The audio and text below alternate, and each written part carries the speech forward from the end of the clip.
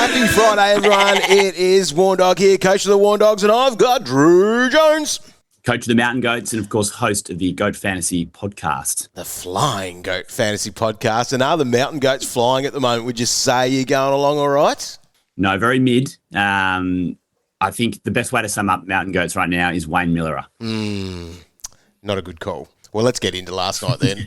Wayne Miller, Dogs have him as well, 68 points. The issue with him, I think he just doesn't want it enough. Like we like to talk about these players with thirst and all that sort of stuff, but he just doesn't have the hunger for the ball that you need to have. Like doesn't demand it enough, doesn't do all the things that you need him to do. Yeah, and Worrell's playing a bit too well for my liking. He's had a cracking start to the season. So maybe he just didn't have the market share that we thought, and that first round was an anomaly. But it's early in the season.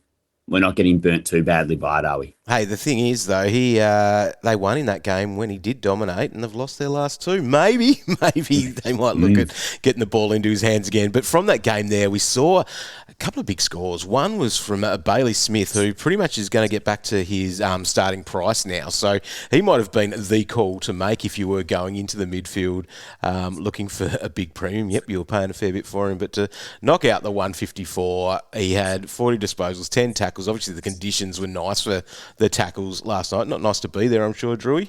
Well, it was rainy and wet and extremely cold in the lead up to the game. It actually cleared a bit just for AFL tonight. Like it was perfect timing. And then the weather got a bit crap again after that. But I mean, the problem with Baz is that it's great in hindsight to say he was the right option for our midfield, but he misses games and it just feels too risky when there's premiums at play sort of every week and you can rely upon their availability a little bit more. But I've got him in draft in my sort of main draft league with my mates. And after round one or opening round, someone sort of put the comment in, shit pick at number 4, failed. The run's over. So every time he scores well, now I just repost that comment. So that's been enjoyable for me. The alternative people might have gone for in the midfield was Max Holmes. So 111, yep, we'll take that. If you went there, it would have been nice to have grabbed a few more. He did go down into the rooms as well, which would have had some of those buys a little bit sweaty, but all clear from that. Graham Myers was the other popular option. There's almost that straight swap as such for Christian Petrarca. And he did well, 123. Now, it may not have been looking like the best call because he ended up having a 53-point final quarter. He just made it all happen. And so that turned into a nice pick for that. However, if we flip to the other side, Rochelle, I went there instead because I thought my team's in that much pain at the moment that the 300K that I was saving there was working out all right. And the fact that it was a 9-point difference was a win for me. That's an amazing pick. Well done. To trust Rochelle off the back of his lower score last week. That's incredible. And so just seeing them like beach balls here at the Dogs. Yes, very good.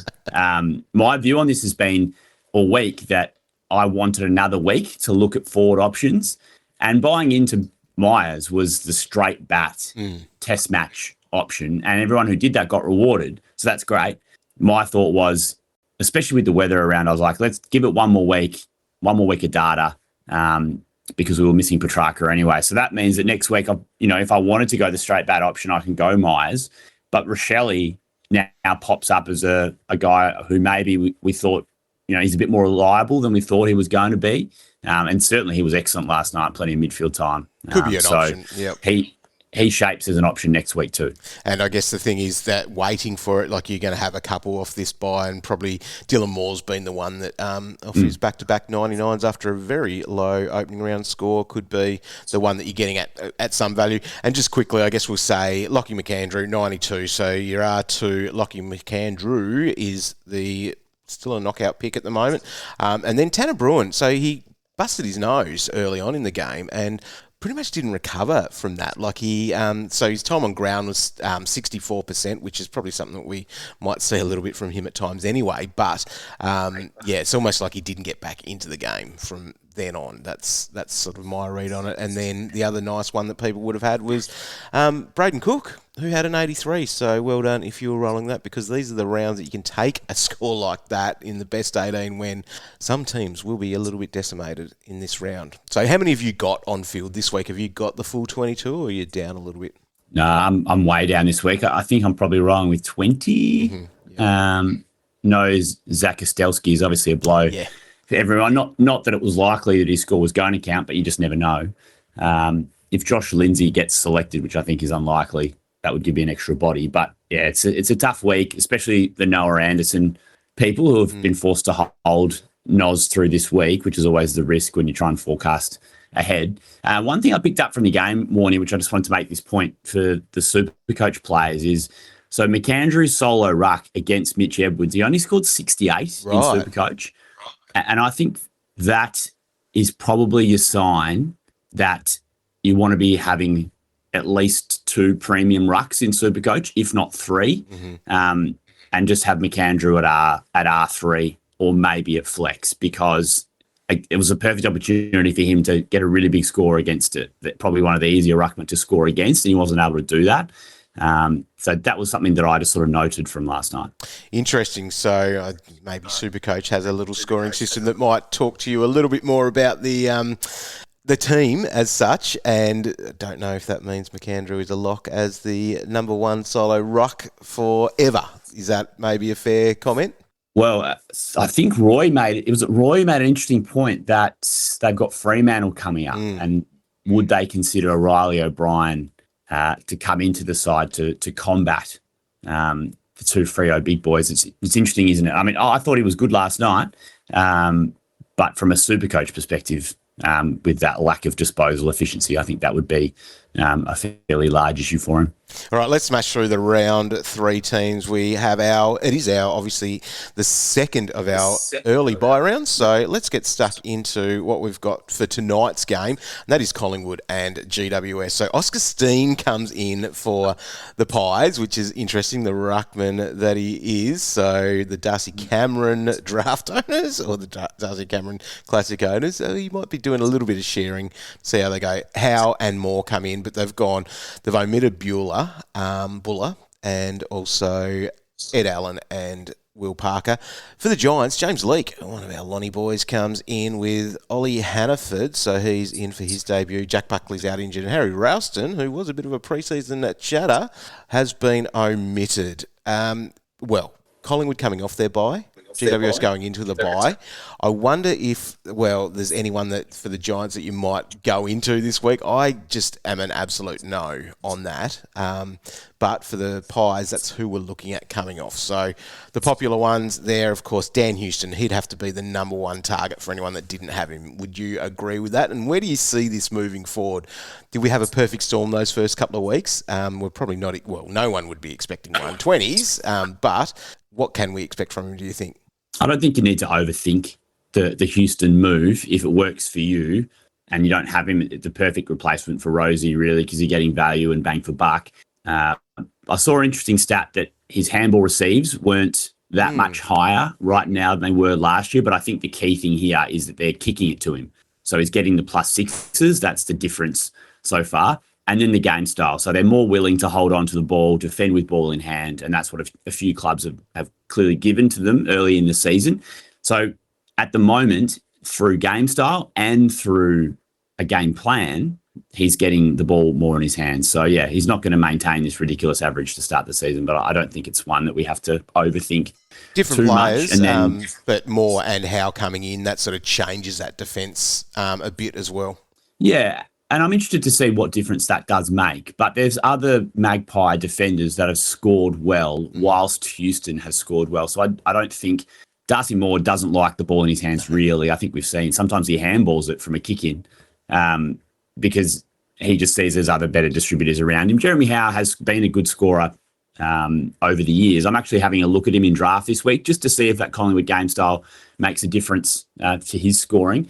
But I think, if we're talking Collingwood, we've got to talk the big boys here, Josh and Nick. Yep. Are you still leaning towards Josh here? I am. I don't love it completely, but I think that he's going to be right in the mix there of that 100 guy, and you're paying a little bit more than that for him at the moment, but he's coming off that bye. If this game style continues as it is, I think that would be a fairly safe 100, is how I sort of feel. And the thing I love about him is actually the mix of the game that he plays. Like, he can play that half-back. He had about a third of their CBAs the week before the bye. I don't know if I'm just talking myself into it, but I'm okay with doing this one here. And again, like, you know, it's almost that comparison of him and Zorko, is that I feel a lot safer going into a Josh. Are you considering that at all? Yeah, I've been leaning towards Zorko for most of the week, and I've got the rest of the day to think about it. I think Zorko's got a better ceiling. Traditionally, Josh has been a very consistent scorer.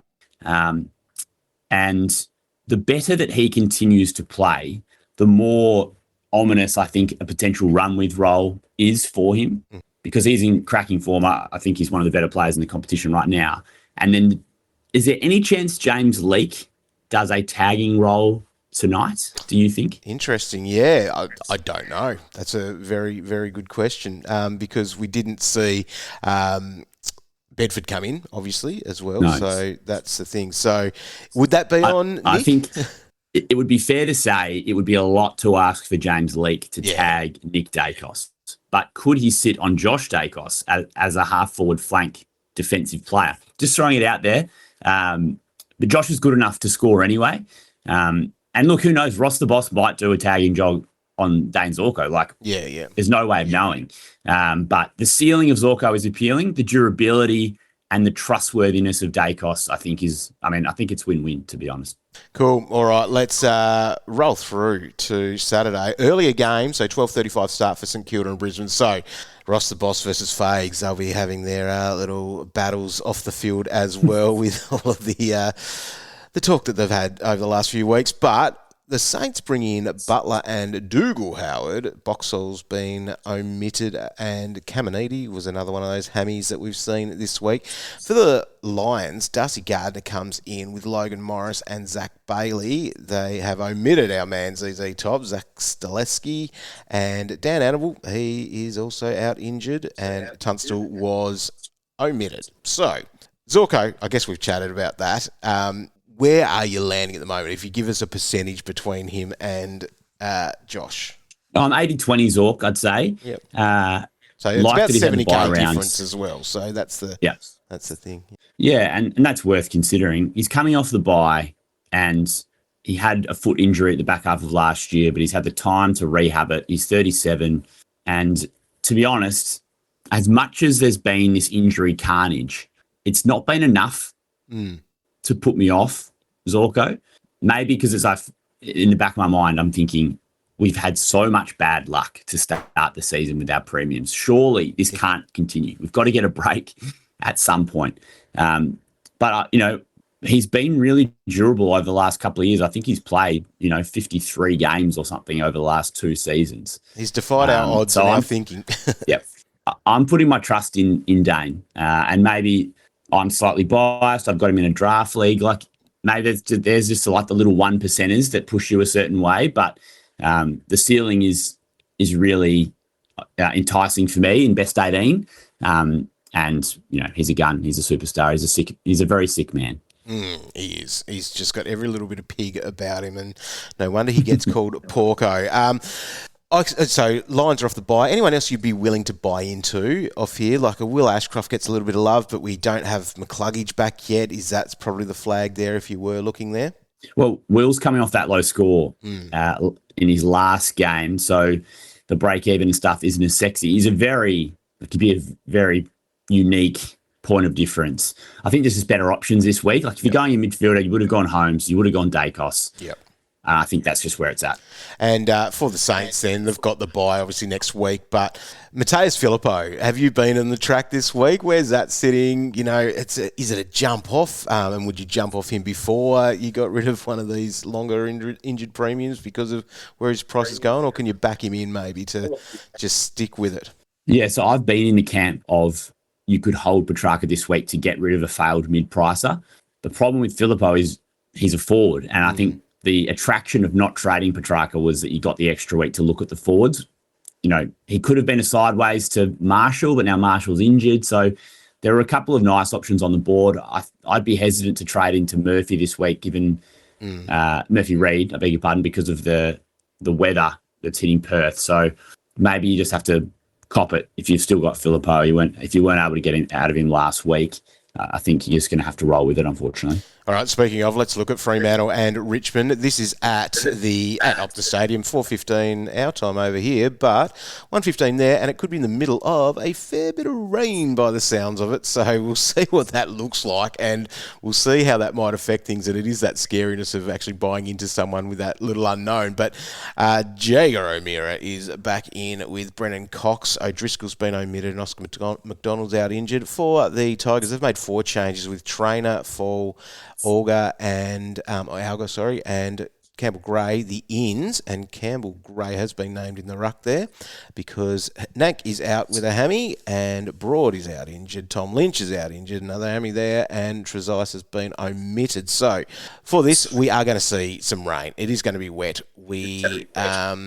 Hopefully those midfielders, if you've gone there in a Brayshaw or a Sarong, it might suit them in the Richmond matchup as well. But it's going to be hard to buy in. So Murphy Reid, is that a no then for you if you were looking at that? Or is it kind of if that's one of the only other options left almost from now on if you were holding on to that Petrarca move? Interesting, isn't it? I had a conversation with a friend of mine who started the season quite well, and he is thinking that he's going to go Murphy Reid regardless, and he's not going to base his decision off just 1 week. The reason being is that at the moment, Reid's punching out 80s and he's priced at roughly 60, and he thinks as far as value goes, he's still a worthwhile add to his team. I think the issue with Murphy Reid is that we think that he's probably not going to be a keeper, and so there might be some hesitation in replacing Petrarca with a player that we know we're going to trade out later down the line.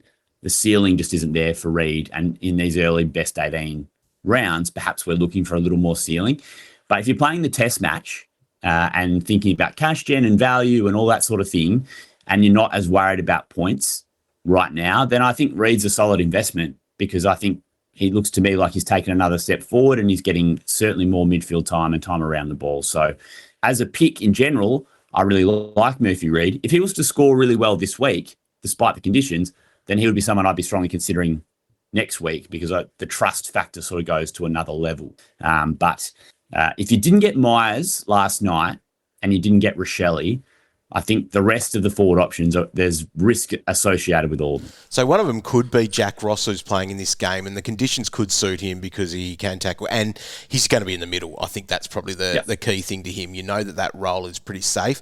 I think ceiling and floor, he's probably got a low standard deviation if you want to get into the stat nerd terms of that, and that might make him a safer pick. Obviously, he costs a little bit more. His price is getting up there as well in the sense of where that's at, but maybe he could be a safer play if you were looking at that and going that little bit different. Yeah, and I have probably warmed to the Jack Ross pick as the week has gone on, but ultimately he's not a name that we 100% trust at the moment. Not dissimilar to a Miller a pick, really, in that there's some risk associated with it. I also don't mind the Shea Bolton play with Hayden Young out of the side. He's getting more midfield minutes. Again, does these conditions suit him? Depends, how focused you are on the game and this week and scoring. But I think that these are all valid options, but they've all come with associated risk, and that's unfortunately the areas that we're in right now in the forward line. The match of the round will be Essendon versus North Melbourne, Saturday night at Marvel Stadium. Cannot wait for this one. Archer Day Wicks, Sardell Hawley, Jade Gresham and Jacob Farrow in for his debut. They're in for the Dons, with El Achkar, Newen omitted, with the Condog omitted as well. Redmond's out injured, so a little bit of a change there in the back line with a couple of guys out for that, so we'll see where that goes. Hopefully that means that there might be a bit more of a spot there for my man Roberts. For the Roos, Aidan Corr and Callum Coleman-Jones are in, along with George Wardlaw, so a midfielder important there coming in for them, especially with the way that they might structure up. But Griffin Logue out injured, Darling's been omitted, and Constanti omitted. Now, we don't look at team sheets to judge too much here. However, Colby's been named on the half-forward flank, but training report yesterday was that he was in the back line, and we also saw that Caleb Daniel, who did go forward in the last quarter or so last week, was playing or training in the forward line. So could we see Colby back? And could that then be a pick? It's one of those ones for me that's I want to watch it a week, but it is that Essendon matchup. So you could actually get some nice early numbers off him if you were to go that early pick. Yeah, I mean, I love the pick of him this week because I think he will play in defence and there's going to be a lot of points on offer. I'm really intrigued about what Essendon do. So they've allowed a huge amount of uncontested marks across their first 2 games. And I think the players and Brad Scott have sort of made the point already that they're going to play a slightly different way, defend in a slightly different way, tighten up on some things. And perhaps that might be that they're going to allow less of the chip around the back line, hold onto the ball for long periods. So maybe the points that have been on offer against Essendon in the first 2 weeks, they might not be there this week. But I get the feeling that we're probably going to be talking about Colby next week. Yeah, I think I think the role and the performance will, and the time on ground as well. Hands. I guess that's the other thing that we were the worry in that first round, and then even it probably took that Logue injury to sort of give him a bit more clock in that role last week. Yeah, and Clarko's talking today, so potentially he might give us a little more information on this. But what he said last week was that it would probably go up week on week. Mm-hmm. So, if you take him at his word, it's only going to get chunkier time on ground. And then I think the other one to watch here is Farrow. I think there's a world next week where we're doing something like a Farrow switch with Blackiston and a Colby into the side or something like that.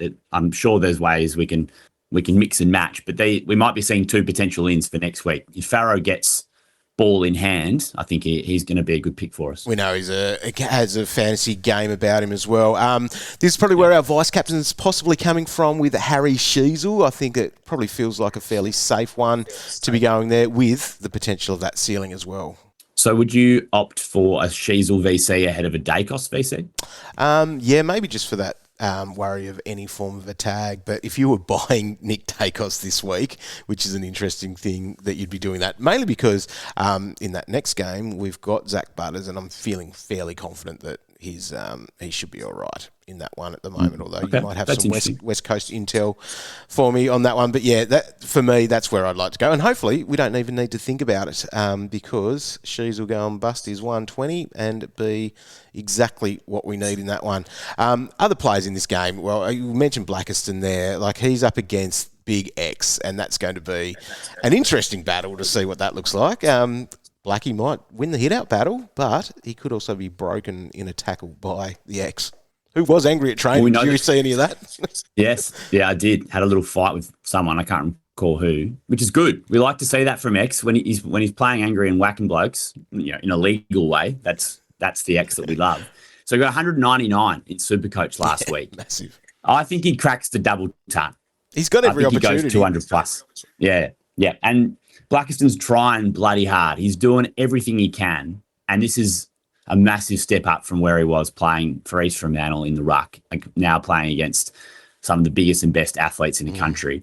So unfortunately for him, it just does not get any easier this week. And maybe it'll be the last week that we have Blackiston in our teams. Pick hasn't quite worked.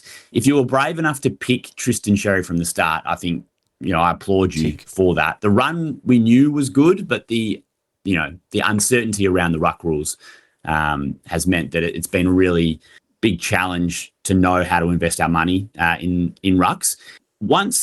Here's an interesting one on Tristan Sherry for you. So a lot of us have got English, maybe Grundy, and we've got McAndrew. Jackson's floating around as well. When he moves out of this green mile, do you think that we're still going to be as excited about Tristan? Do you think he's the guy that we're coveting, the guy that we're targeting as we look to go into 2 premium rucks?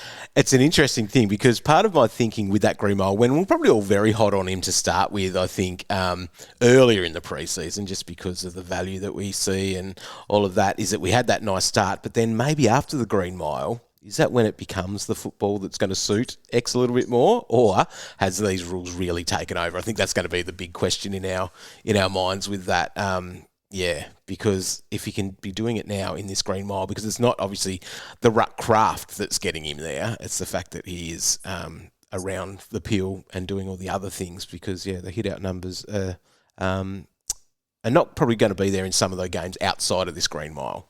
So the top 3 owned ruckman as we move towards upgrading McAndrew, do you think it's going to be English, Sherry, Jackson? Yeah, it could be. Jackson is the one that interests me because even that this week is going to be super interesting because they've kept Darcy in there. Cox is an emergency. I feel like those two are going to switch around a little bit during the season, and this game might suit Darcy a little bit more if it's wet and slower and have the big fella there. But then again, Jackson could just be the solo ruck for them. Like if you were starting from scratch and there wasn't any dollar figures attached to any players in your team that you're picking, as in I'm sort of talking Longmuir here, I don't know if they would go with Darcy. I think they would just roll with Jackson. Would you do that if you had the coach's hat on? Yeah, and I think Mason Cox and Luke Jackson is a really good combo because you get a little bit of everything with it. Cox is very good forward, and when he's in the ruck, he's so freaking tall that he is so effective, but he's not going to be able to play a full game as a ruck. I think that combo makes a lot of sense for Fremantle, and I wouldn't be shocked if that's where they land later in the year, but they're trying desperately to get Darcy up to speed. Like he's not as fit as they would like, certainly not match hard and match fit. They're trying their best to get him there, but unfortunately, I don't think the new ruck rules suit Sean Darcy. Nah. I don't think he's not the player that they thought he was when they gave him the big contract, and his body has let him down. Like every single thing that could go wrong for him, unfortunately, has gone wrong, and that's just where we land. I've said it a few times, like this is the thing, compensation for the Dockers. The ruck rules have actually just made their bad contract even worse. It's almost where that's at. Let's move to Sunday, and we have got 2 games. The first one is 12:30, which is 12 o'clock in Adelaide, and the body clock is 9 o'clock for these Eagles. So Port Adelaide have lost this week Rosie, Miles Bergman and Todd Marshall. Potentially there are quite a few teams out there that could have all 3 of those in them. So that hurts just from this one game. Coming in, Josh Lay, Dante Visentini into the squad as well. So Lay's been named up. Will Brodie, I'm not sure if he's necessarily been totally named up as yet. Ollie Wines, it sounds like he's in the squad, but he's not playing. And Lockie Jones is also in there as well. So a fair bit going on there for Port Adelaide and their changes for this week, with the Eagles losing Harry Edwards to concussion and now Milan Murdoch out with a hamstring, another frustrating one for the cash gen there. But coming in, Harry Schoenberg's been named up that he will be playing, so he'll make his club debut there. Also in Sandy Brock, Malachi Champion and Tom Cole with Josh Lindsay, and you're not necessarily locked that he's going to be in the side? Who would know? Yeah, I'm not sure. I thought he was unlucky to be dropped, but just because you want to blood your youngsters. But, hey, I've got a funny feeling West Coast are a chance here. Just those Port Adelaide outs. Whatever that line bet is, I reckon the line might be a nice one to play with in a multi. Yep. So you're thinking Zach Butters is going to be your fullback captain. Yeah, so who goes to him? Like, who's going to be the one that does that stuff? Is it going to be as simple as a Jack Graham doing a role there, or is it one of these other players that have sort of poked their head up at times? I think if anyone's going to do it, it's Graham, but he hasn't got the running power to go with Butters, and that's the issue that West Coast have, is they don't have a really natural option. You know, the athlete that would be best suited to go with Butters is actually Bo Allen. Yeah. But I think it's too soon, and Bo's been playing quite well off the halfback flank. I don't think you can do it. But he, in terms of athletic profile, would probably suit. He's got the pace and he's got the body strength, all that sort of stuff. If they were feeling really brave, then maybe they'd consider it. But I think let's just settle Bo into one position. But the Eagles were good last week. I know from a fantasy perspective, they're almost irrelevant. But I'm sure there's a sicko out there that's traded in Tim Kelly this week because he looked good last week. Got the forward status. He did look good. And in that mix of the midfield, so you've got Harley, Jack Graham and Elliot Yeo there named on the ball to start with. He's sort of in that mix, I guess, in there. You've got Dev Robb on the pine. And I guess Schoenberg, does he play that half-forward role and maybe get a little bit of clock as well in the guts? But does he almost come in and just replaces Murdoch? Is that how you see that one? Yeah, I think Schonberg will be half forward and coming up to the stoppage occasionally. Like he's a strongish body. Yeah. I mean, he's a midfielder by trade. So yeah, I think the like for like in terms of role with Milan makes a lot of sense. But yeah, I think there's some intrigue here about Port Adelaide's distribution of points defensively, and perhaps it's more of a draft thing. People have been asking me about Kane Farrell. I think Todd Marshall probably would have scored well in this game if he was playing. Someone's got to pick up the slack down back. Who is it? We don't know. That's the thing. Is it just a distribution of the numbers all the way through there? Yeah, this is one of the things about the Todd Marshall pick that I was liking. It was nice that we got a good score out of him last week, but these power guys have a nice run, and that would have sat pretty beautifully for him, because remember that was the game that he had a pretty big preseason game in as well, so we're hoping that might have gone through. Yeah, Port are going to be interesting. The midfield's the other intriguing part of that, is that, so it sounds like Ollie Wines isn't there, but we do think that Will Brodie is in. That's going to be the thing. So Watkins has been the talk and the chatter and the almost that, I don't know if must-have's the right thing to say about it, but the fact that he was the guy that came into the guts when Rosie was down, scored well, had bulk time there, that sort of added up. But Will Brodie doesn't play anywhere else, does he? Like, he's going to have to go in and be a midfielder. I think he scores well this week. It'd be probably a reasonable streamer in draft if you needed someone in the buy rounds. I think he's probably basement price in Supercoach, but who knows if he's like how long he's actually going to be in the team for. I think if this was a normal week, we'd be talking about Watkins a lot more, but no one's really downgrading. It's a pretty tough week to bring in rookies. So when so many people banked cash last week, it's going to be a tough one to do when you've got essentially, no matter what you're doing, you're trading out premiums basically at the moment. So it's a lot of coin to be rolling. If someone had said to me last week that Watkins was going to be a better trading option than Milan Murdoch, I would have given them a slap on the face. But in reality, that was the move. Yep. All right, and last game of the round is Carlton and Melbourne. So 3:15, which means that we get a bit of a Sunday night to ourselves this week, which is good. So Francis Evans, Blake Acres, Jordan Boyd and Taylor Byrne, who's in for his debut, into the squad, with Cooper Lord out with illness. Melbourne have lost Daniel Turner, Tom McDonald, Bailey Laurie, Paddy Cross and Max Heath. Those two could make their debuts for the club anyway in that case. So what do we got here? We've got the Blues coming off the bye. Jagger's back in for us, which is great. Sam Walsh is there as well, who's been a pick, but I'm not sure if you'd be buying into it. I don't know what we're thinking about the Blues here. I'm not thinking anything about the Blues, to be honest.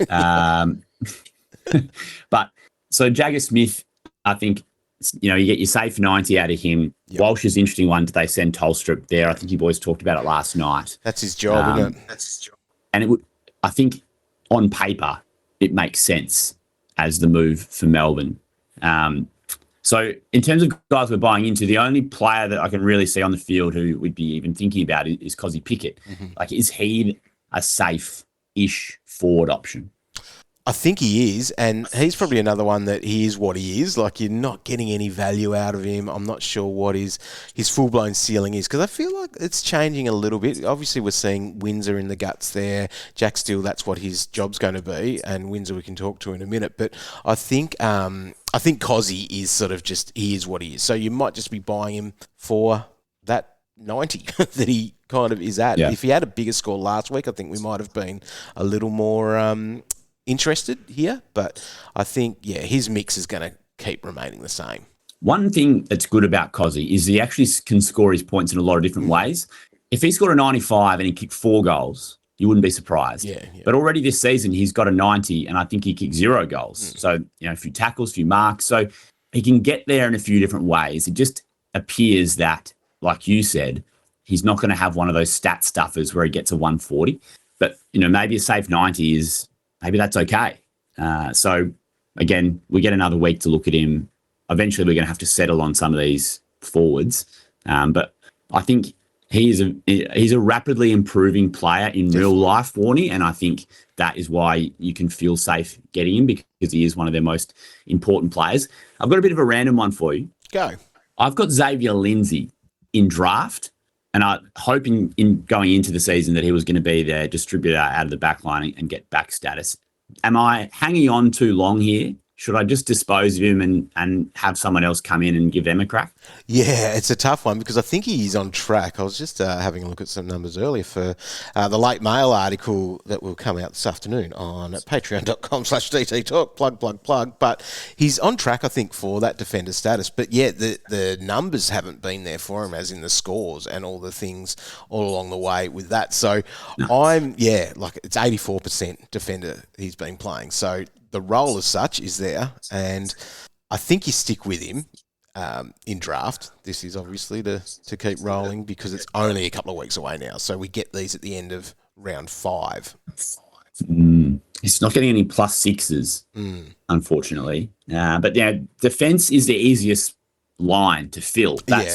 That's why I'm sort of looking at something else and saying, do I just invest somewhere else? And there's probably that way of like looking at the streamers each week anyway. From there, you could probably find these matchups, which we've seen because of, those pretty shitty teams that have given up a fair bit, that you can probably just find someone that you could play there. And it's not a bad call, actually.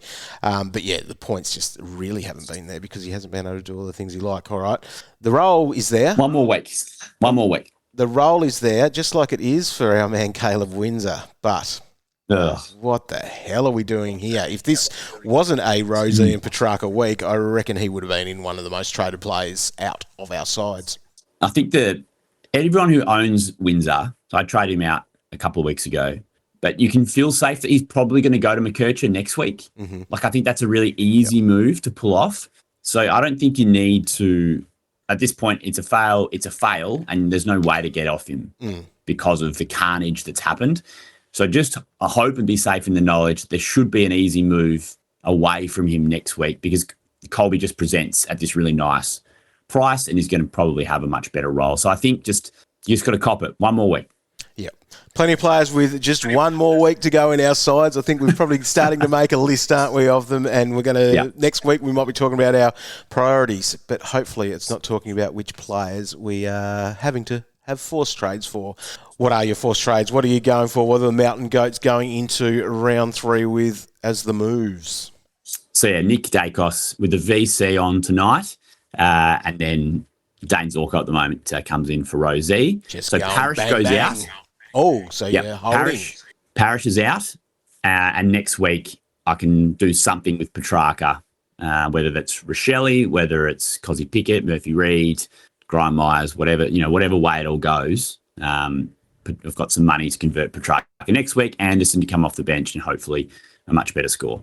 All right, you'll be set up well. The Warn Dogs, well, I've already pulled one trade, and that was Petrarca to get in Rochelle. So that's banked me some cash, and now it's my decision to work out whether, and you're starting to make me feel like I need a bit of Zork on my fork, and it might be the move to make because I do have plenty of cash that's not going to affect things. And this is actually part of thinking that we need to do. Like, yes, you've got cash there to be using and all that sort of stuff for the weeks ahead, but if you just keep carrying it and keep kicking your cash down the road, maybe I don't necessarily need to do that and just paying up for him just for the safety of a 37-year-old that used to have all these calf issues and all of that. Maybe I just go there and enjoy these big scores that they're likely to be, especially over these next couple of weeks, because you're not going to be able to afford him another time anyway. Ride the bus with me. Get on board. All right. The Pork Express. We might be there.